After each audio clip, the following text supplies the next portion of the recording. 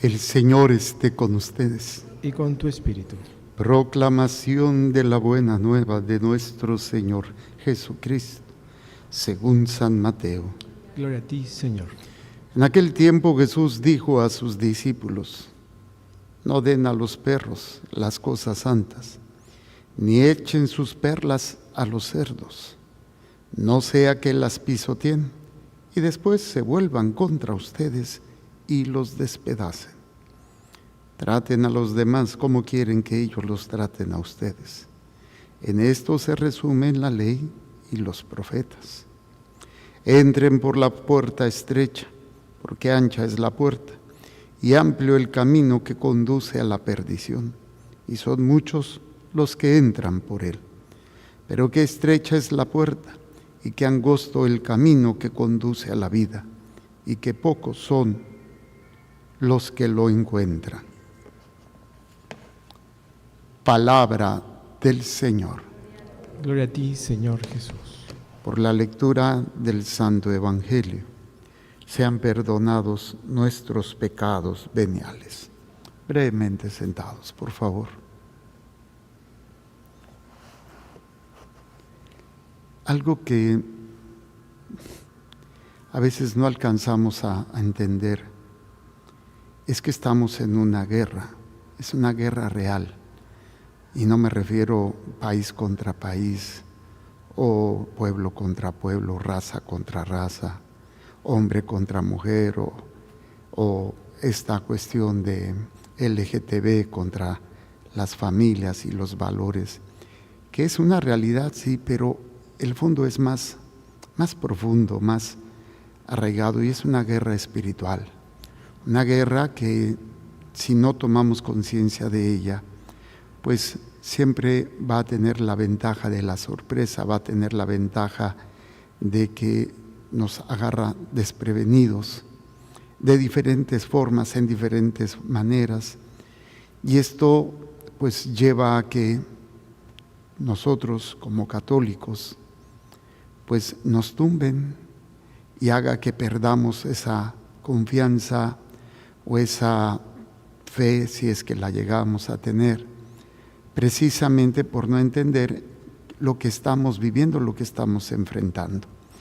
Y al final de cuentas, si pudiéramos resumir en qué consiste esta batalla, es en no confiar en Dios y confiar en realidades que aparentemente nos dan seguridad, pero es una seguridad que a veces, bueno, siempre es falsa, pero aparte es temporal y que pues nos va a debilitar.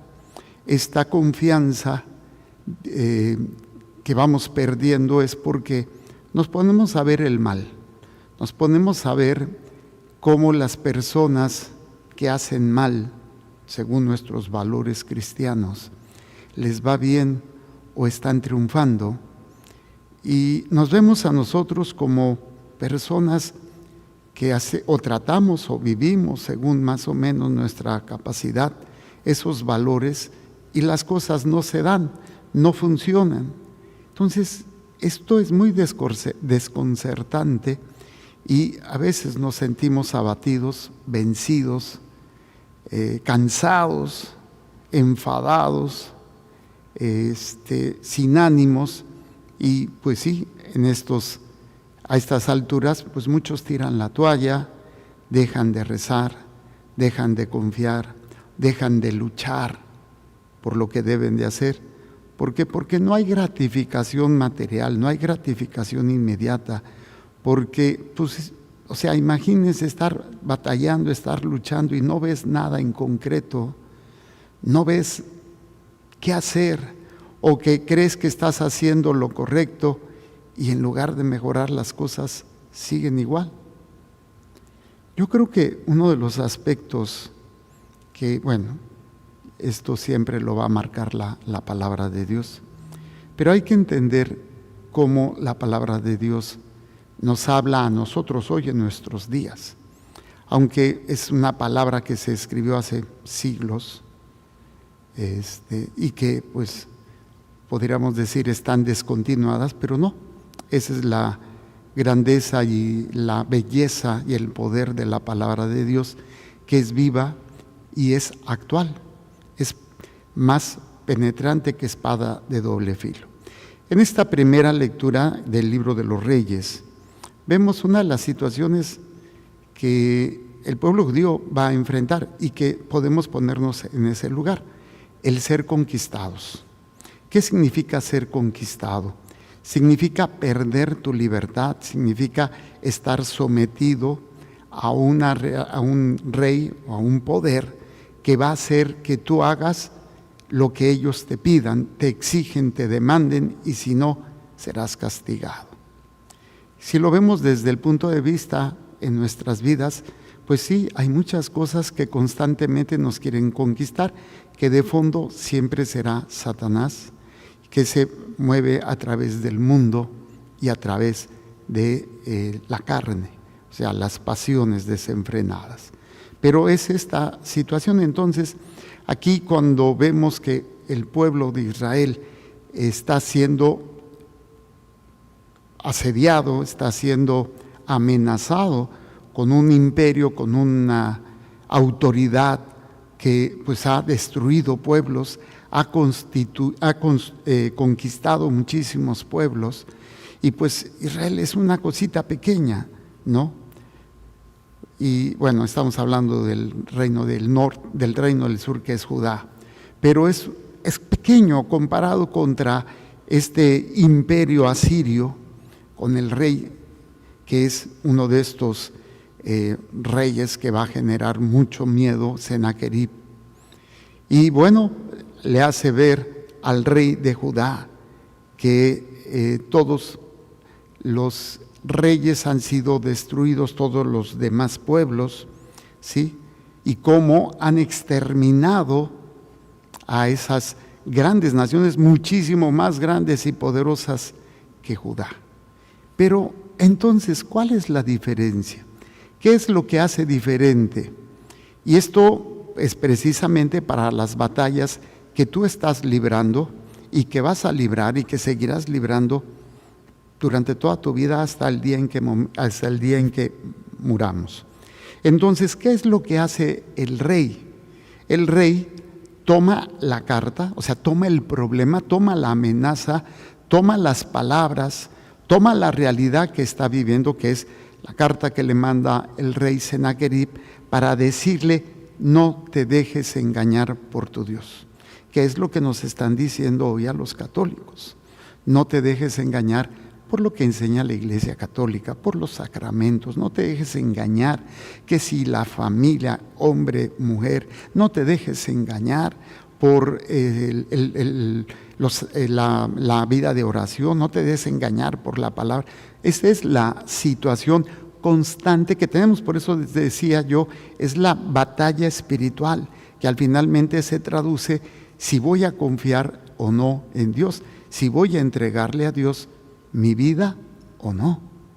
Y es precisamente todo lo que estás viviendo, todo lo que estás pasando o estamos pasando, a final de cuentas se traduce es: ¿confío o no confío en Dios? ¿Y qué significa confiar? ¿Que va a hacer lo que yo le pido? ¿O que se va a hacer la voluntad de Dios y que yo tengo que estar preparado para hacerlo, aunque no se dé o no se me dé lo que yo estoy pidiendo? Entonces hay una gran diferencia. Yo digo, confío en Dios porque sé que me va a dar lo que quiero. O yo confío en Dios que me va a dar la fuerza para hacer su voluntad, porque Él sabe lo que más me conviene y no lo que yo quiero, no lo que yo deseo. Entonces, el rey Ezequías y va a hacer esta situación de ir al templo y le presenta a Dios. Dice: Ezequías tomó la carta de manos de los mensajeros y la leyó. Luego se fue al templo y desenrollando la carta delante del Señor hizo esta oración. O sea, primero entendió el problema. O sea, viene un rey muy poderoso a quererme conquistar. Y eso es lo que primero tenemos que decir. ¿Cuál problema tengo? Tengo un problema de salud, tengo un problema económico, tengo un problema en la familia, tengo un problema. O sea, tengo que entender que hay un problema. Y lo que muchas veces nosotros hacemos es tomamos cartas en el asunto y empezamos a actuar. Ya después le preguntamos a Dios o incluso le pedimos a Dios que se haga lo que nosotros estamos haciendo o lo que nosotros estamos pidiendo. Es muy diferente. Antes que nada siempre tenemos que ir a la presencia de Dios y hacer oración, presentarle a Dios nuestra realidad. Fíjense cómo lo hace. Tomó la carta, la leyó y fue al templo, desenrollando la carta, o sea, le presenta a Dios el problema. Señor Dios de Israel, que estás sobre los querubines, tú eres el único Dios de todas las naciones del mundo. Tú has hecho los cielos y la tierra. Bueno, esta primera parte no es porque el rey lo esté haciendo en ese momento. Es la importancia de entender y siempre meditar en el poder de Dios. Porque puedo hacer yo la oración, puedo decir las palabras, pero no hacer la oración una forma de vida. ¿A qué voy? Aquí el rey está hablando de la grandeza de Dios. Y es un rey que reconoce, no solamente en el problema, sino en su vida, en sus acciones, quién es Dios verdaderamente. Y es precisamente que esa confianza en la cual se enfrenta el problema es de reconocer en todos los momentos de sus vidas quién es Dios y ver las maravillas.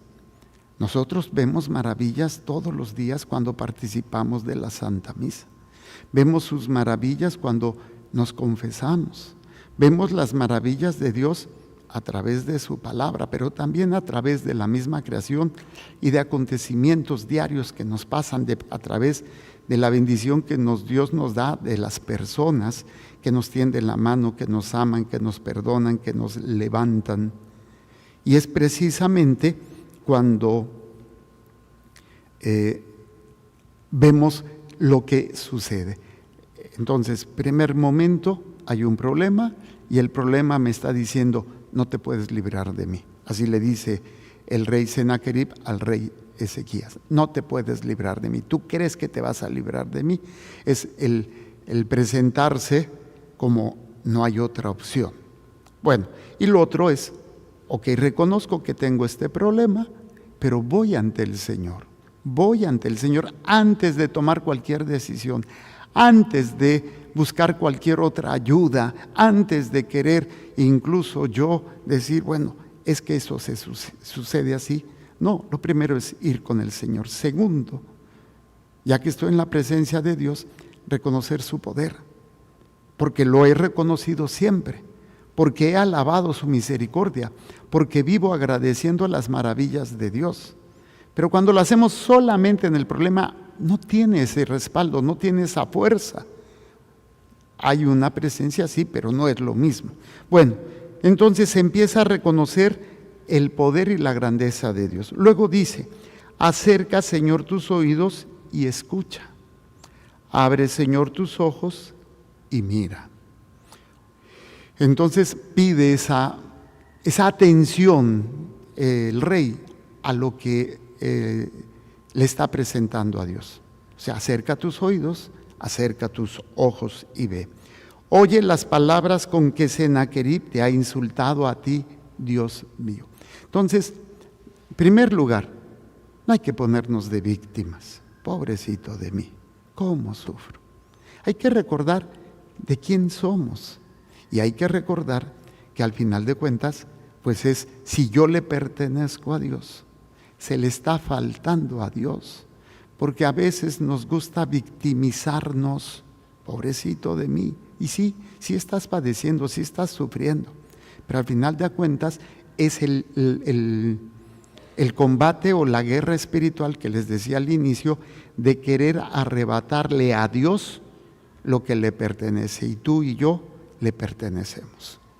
Entonces, por eso, cuando el rey dice que están faltándole a Dios, o sea, de que nosotros no pongamos nuestra confianza y nuestra vida en Dios ante el problema y la realidad que estás enfrentando. Y por eso te está insultando a ti, Dios vivo. Es cierto, Señor, que los reyes de Asiria han exterminado a todas las naciones y han entregado sus dioses al fuego. O sea, sí, Ha habido personas que han sido vencidas por el alcohol, por la droga, por el miedo, por la enfermedad, por lo que ustedes quieran y manden. Y vemos, por ejemplo, esta cultura de la muerte que ahorita está arrasando con familias enteras, con niños, con jóvenes, con adultos. Esta cultura que está atacando por todos los frentes a través de la eutanasia, del aborto, a través de la ideología del género, a través de estar encerrados en los celulares y no hacer lo que tenemos que hacer. Entonces, cuando uno ve todo esto, dice, no, es que realmente es un gran problema, es una gran situación. Lo vemos incluso con nuestros seres queridos o conocidos que han cedido, que han sucumbido ante todo esto.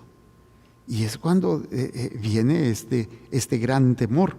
Entonces se reconoce esta situación, el rey le hace ver a Dios cómo sí se da esta situación, y también nosotros es lo que tendríamos que hacer ante todas estos. Pero aquí viene la diferencia, porque nuestros seres queridos o las personas que conocemos han sucumbido porque no tienen a Dios como Dios, sino que tienen dioses falsos, aunque muchos se digan católicos, aunque muchos sean aparentemente católicos de hueso colorado. Porque ¿cómo sabemos que realmente creemos en Dios? Por cómo enfrentamos los problemas, porque no buscamos que el problema sea solucionado de acuerdo a nuestra humana voluntad, sino que se haga la voluntad de Dios aún en medio del problema, y confiar y abandonarnos en Él completamente. Ahí hay una gran diferencia. Entonces, por eso el rey Ezequías va a decir, pero estos no son dioses, sino objetos de madera y de piedra hechos por hombres, y por eso han sido aniquilados. Entonces, cuando una persona ha dejado a Dios a un lado y sucumbe ante esos dioses, o sea, sucumbe ante aquellas realidades a las cuales se somete y permite que la gobiernen, como la envidia, como la lujuria, como el materialismo y todas estas situaciones. Dice, hechos por hombres y han sido aniquilados, pero tú, Señor nuestro Dios, sálvanos de su mano, para que sepan que todas las naciones que solo tú, Señor, eres Dios. Entonces, ¿para qué pides que se te sane? ¿Para qué pides que se te solucione el problema? Y si somos honestos, y ahí es donde nos vamos a meter en un hoyo muy profundo, es para estar bien. Así de fácil, para estar bien, para no sufrir y para no batallar. ¿Cuántos lo hacen o lo hacemos para que se dé a conocer quién es Dios? Entonces, vean la gran brecha que hay todavía tal vez en nuestros corazones cuando estamos pidiendo, cuando estamos rogando a Dios muchas cosas. La victoria, sí, que la justicia, que el amor, que esto. Pero en el fondo, y repito, no es que sea algo malo pedir porque no queremos sufrir, porque queremos estar bien, oye, pues es natural, pero al final de cuentas es para que sea conocido quién es Dios, para que sea adorado, ¿sí? Para que las demás naciones, o sea, aquellas personas que no conocen a Dios, conozcan que hay un Dios verdadero, el único Dios verdadero. Entonces, ya mi petición, que sí tiene también un deseo de estar bien, un deseo de no sufrir, ya trasciende, ya no es esto, porque incluso, fíjense, cuando yo le pido a Dios con esta intención y no se me soluciona, entonces sé que Dios, en medio de ese problema que no se me soluciona, va a ser glorificado a través de mí por la fuerza que me dé, por la paciencia que me dé, por la resistencia, por la humildad, por todo lo que yo necesito a la hora de estar cargando esa cruz, que repito, pues ¿quién la quiere cargar?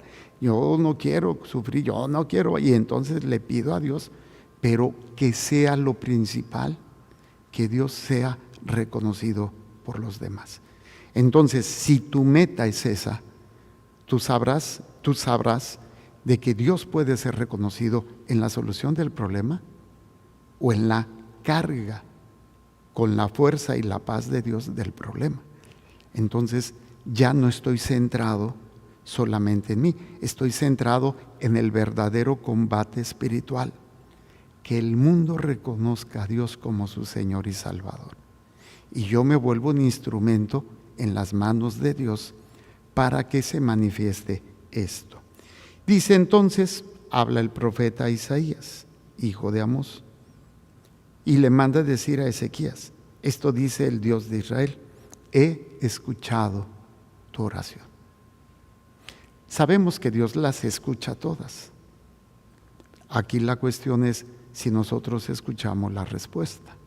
Y esa respuesta puede ser vencer esa batalla, vencer ese momento y salir victorioso, o cargarlo y ver que a lo mejor aparentemente el mundo o el mismo demonio está venciendo en mí. Pero al final de cuentas, si Dios en ese momento y yo me abandono en Él, me da la fuerza, Dios será reconocido a través de la resistencia, la paciencia, el amor, el perdón, el ofrecimiento de lo que estoy viviendo. Y esa es la verdadera batalla espiritual. Dice el profeta, esta es la palabra que el Señor pronuncia contra Sennacherib, rey de Asiria. Te desprecia y se burla de ti la doncella, la ciudad de Sión, o sea, una pequeña poblado, un pequeño pueblo que es el pueblo de Judá. Dice, a tus espaldas se ríe de ti la ciudad de Jerusalén. Y dice, de Jerusalén saldrá un pequeño grupo y del monte Sión unos sobrevivientes. Entonces, ni siquiera está solucionando el problema. De toda esa realidad va a salir un pequeño grupo. El celo del Señor de los ejércitos lo cumplirá. Dice, y bueno, no entrarás a mi ciudad, no lanzarás flechas contra ella, ni le acercarás con escudos, ni levantarás terraplenes frente a ella, porque el camino por donde vino se volverá. No entrará en esta ciudad, lo dice el Señor, la protegeré y la salvaré, por ser yo quien soy y por David mi siervo. Aquí ya nos deja ver que la acción de Dios tiene que ver no tanto por la gente en ese momento, sino por una promesa que le hizo a David. En nuestro caso no es ni por nosotros, es por su Hijo. Es por su Hijo que hace lo que hace por nosotros. Pero lo interesante, y es lo que quiero recalcar, ¿puede el Señor hacerte pasar por la victoria? Puede. ¿Puede el Señor permitir que cargue la cruz como Cristo? Puede. Lo importante es que en todas esas situaciones sea siempre para que des a conocer quién es tu Dios. Y entonces la verdadera batalla se estará librando. Y podremos ver, pues esto que el mismo Señor nos habla, ¿no? ¿Quién entra por la puerta angosta y quién quiere entrar por la puerta ancha? La puerta angosta es cuando nosotros no buscamos hacer lo que queremos, ni pedimos que Dios haga lo que le pedimos, aunque podemos y debemos pedir. La puerta angosta es, Señor, hágase tu voluntad, aquí en la tierra como en el cielo. Que se haga, Señor, lo que tú permitas y que tú sabes que es lo mejor para mí. Y que mi actitud siempre sea dar a conocer quién es el único Dios verdadero. Porque entre más personas vivan esto, esta batalla se irá ganando. Sabemos que la guerra ya está ganada, pero las batallas personales, las batallas que tú y yo estamos librando, las batallas que están librando nuestros seres queridos, tenemos que trabajar en ello para que esta guerra espiritual vaya tomando este rostro del verdadero Dios por quien se vive. Y sobre todo, tener cuidado, porque dice el Señor, no des perlas a los puercos, no les des a los perros las cosas santas, ni eches tus perlas a los cerdos. O sea, tenemos que ser muy celosos. Estaba leyendo que, no sé en qué parte, creo que fue en España, un sacerdote negó la comunión a una pareja de hombres casados por el civil y lo están demandando. ¿Y a qué me refiero? No estoy ofendiendo a las personas como si fueran ellos, sino a la actitud y a la situación de pecado en la que están. Hay que defender la vida de gracia, hay que defender la vida, hay que defender la fe y no permitir que la pisoteen ni que la destruyan, sabiendo que esta guerra no se acaba sino hasta el día en que Cristo vuelva por segunda vez. Lo demás es una continua batalla personal y también como iglesia, porque no estamos solos. Somos una iglesia, somos el cuerpo de Cristo, que estamos luchando en la medida de nuestras posibilidades y a pesar de nuestras caídas y miserias, estamos luchando para que Dios sea conocido, amado, adorado, glorificado y servido. Hagamos un momento de silencio.